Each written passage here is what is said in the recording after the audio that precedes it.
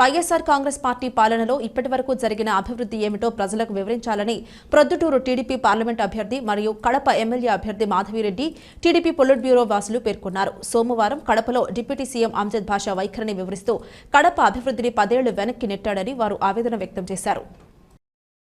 కడప నియోజకవర్గాన్ని దశాబ్దాలు వెనక్కి నెట్టిన మీరు ఇంకా ఆర్మింగ్ ఇష్యూ కడప నగరంలో కానీ ఆంధ్రప్రదేశ్ మొత్తంగా కానీ ఈరోజు మీరు గమనిస్తే ఇది ఏర్పాటు చేయలేని పరిస్థితిలో ఈ 5 సంవత్సరాలు గడిపారు.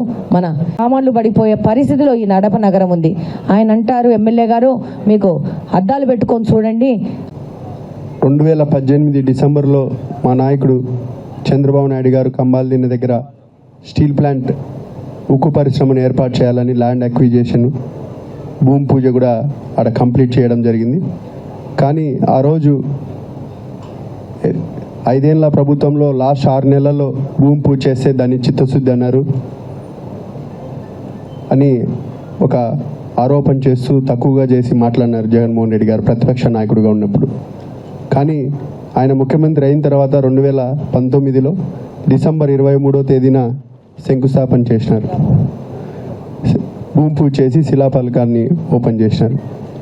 కానీ ఇక్కడ చెప్పాల్సింది ఏంటంటే దాదాపు ఇప్పుడు 5 ఏళ్ళు 4 ఏళ్ల తర్వాత మళ్ళా రెండోసారి జిందాల్ స్టీల్ ప్లాంట్తో జాయింట్ వెంచర్ అని చెప్పి మళ్ళీ ఫిబ్రవరి 15వ తేదీన 2023లో రెండోసారి కూడా శంకుస్థాపన చేసినారు. ఇక్కడ మీరందరూ ఆలోచన చేయాల్సిన విషయం ఏంటంటే 2 చోట్ల నిధులు కేటాయించడం కానీ లేదా ఉద్యోగ అవకాశాలు కల్పించడంలో ఈ ప్రభుత్వం ఫెయిల్యూర్ అయిపోయింది. ఈరోజు నిరుద్యోగ యువతకు పరిశ్రమలు వస్తే ఉద్యోగ అవకాశాలు వస్తాయి, స్టీల్ ప్లాంట్ వస్తే ఉద్యోగ అవకాశాలు వస్తాయని చెప్పిన వ్యక్తి కడప జిల్లా వాడు ముఖ్యమంత్రి అయితే గంపగుత్తగా ఓట్లు వేసినారు. ఆ రోజు అందరూ మనకు మంచి జరుగుతుందేమో అనేది. కానీ ఈరోజు చూస్తూ ఉంటే కేవలం నోటి మాటలకే అది ఉంది కానీ చేతుల్లో ఎటువంటి పని లేదు. నిధులు కేటాయించలేదు, లేదా భూములు కూడా కేవలం ఆ సంస్థకు కట్టబెట్టడానికి అనేది కూడా ఈ సందర్భంగా మీ అందరికీ తెలియజేస్తున్నా. గతంలో కూడా రాజశేఖర రెడ్డి గారు ముఖ్యమంత్రిగా ఉన్నప్పుడు 2007లో దాదాపు 12,000 నుంచి 15,000 ఎకరాలు ఒక బ్రహ్మణి స్టీల్ ప్లాంట్ అని గాలి జనార్దన్ రెడ్డికి ఆ రోజు కట్టబెట్టడం జరిగింది. కానీ మీ అందరు గమనించాల్సింది ఏంటంటే అతి తక్కువ ధరలో కేవలం 18,000 రూపాయలతో ఎకరా ఆ రోజు భూములు కేటాయించడం జరిగింది. ఆ రోజు ఒక్క క్లాస్ కూడా పెట్టలేకపోయినారు ఆ రోజు ప్రభుత్వం. ఇదిగినా మీరు కన్స్ట్రక్షన్ చేయలేకపోతే మళ్ళీ ప్రభుత్వం వెనక్కి తీసుకుంటుందనే కండిషన్ కూడా పెట్టలేకోకుండా ఒక సంస్థకు పూర్తిగా వాళ్ళకు ఆ హక్కులు కేటాయించడం వల్ల ఈరోజు ఒక వ్యవస్థకే ఒక బ్రహ్మణి స్టీల్ ప్లాంట్ కిందనే ఆ భూములన్నీ ఉన్నాయి. దాన్ని ఎటువంటి పరిస్థితుల్లో ఈరోజు వెనక్కి తీసుకోలేని పరిస్థితిలో కూడా ఈ ప్రభుత్వం ఉంది. కాబట్టి మీరందరూ ఆలోచన చేయండి. ఇది మాటలకే ఉంది. ఈరోజు జగన్మోహన్ రెడ్డి గారిని ఈ ప్రభుత్వం వైఫల్యాలను మనం ఈరోజు ఛార్జ్షీట్ రూపంలో ఈడ కడప నియోజకవర్గం ఉప ముఖ్యమంత్రి అమ్జద్ బాషా గారి మీద ఛార్జ్షీట్ ప్రజలకు వంచన చేసినారని ఛార్జ్షీట్ కూడా రిలీజ్ చేయడం జరిగింది. దీన్ని డీటెయిల్గా మన కడప నియోజకవర్గ అభ్యర్థి మాధవిక్క గారు డీటెయిల్గా కూడా చెప్తా వచ్చినారు. కాబట్టి ఒకసారి ఆలోచన చేయండి. ఇది ఒక నియోజకవర్గానికే ఇట్లా ల్యాండ్ మాఫియా కానీ శాండ్ మాఫియా కానీ లేదా ఇట్లా హౌసింగ్ వ్యవస్థ సంబంధించి రియల్ ఎస్టేట్ కానీ ప్రతి నియోజకవర్గ ఎమ్మెల్యే ఇక్కడ అదే తీరులో ఉన్నారు. కాబట్టి వీళ్లకు ఈరోజు మనం బుద్ధి చెప్పాలంటే రానున్న రోజుల్లో కూడా మనం చంద్రబాబు నాయుడు గారిని ముఖ్యమంత్రి చేసుకుంటే మంచి రోజులు వస్తాయని కూడా ఈ సందర్భంగా తెలియజేస్తున్నాం.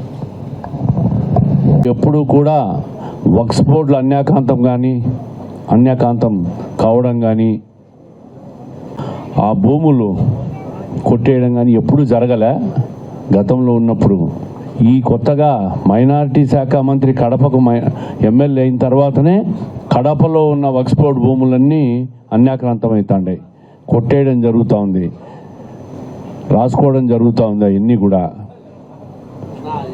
రఫీక్ షా వల్లి దర్గా భూమిని చూసాం.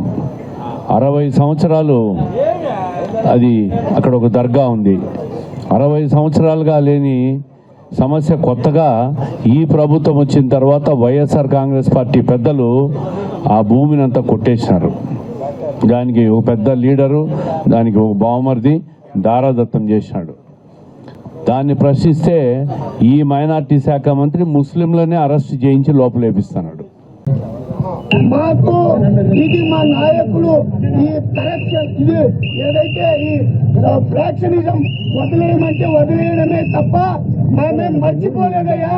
శ్రీనివాసులు రెడ్డి నువ్వు ఎక్కడికంటే అడిగిస్తాయి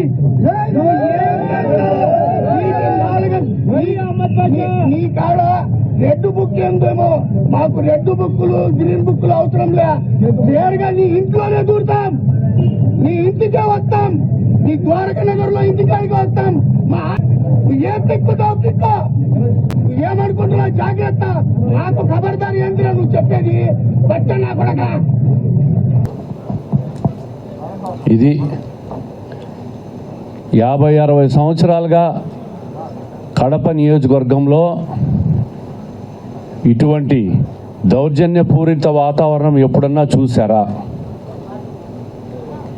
ఇది సభ్య సమాజం ఆమోదిస్తుందా? కడప నగరంలో ఉన్న ముస్లిం వర్గాలైనా ఇటువంటి వ్యాఖ్యలను ఆమోదిస్తారా? వాళ్ళందరూ కూడా మాకు చెప్తా ఉన్నారు, మా మతంలో ఎప్పుడు కూడా ఇటువంటి వ్యాఖ్యలు మేము చెయ్యం, మేము దేవుణ్ణి నమ్ముకున్నాం, దౌర్జన్యాలు, గలాటాలు, బెదిరింపులు మా మత చరిత్రలో ఎక్కడా లేవని.